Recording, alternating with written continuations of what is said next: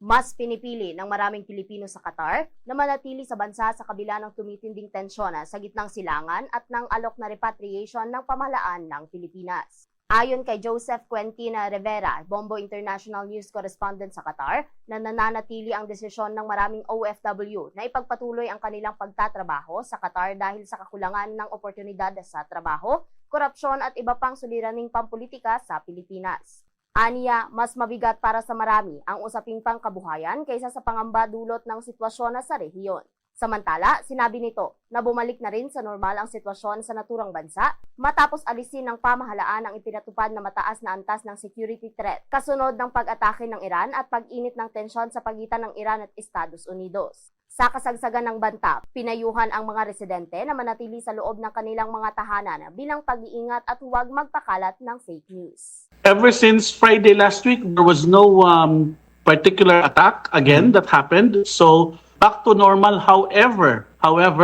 the emergency preparedness posture of the Qatar Defense Forces and the Ministry of Interior has already been returned. Back on defense posture na naman ng country.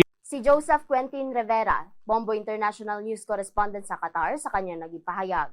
Para sa Bombo Network News, mula rito sa Bombo Radyo Kalibo, Bombo Ashley May Pumaos, nag-uulat, and this is Bombo Radio Philippines, the #1 radio network in the country, your trusted source of news and information, Basta Radio.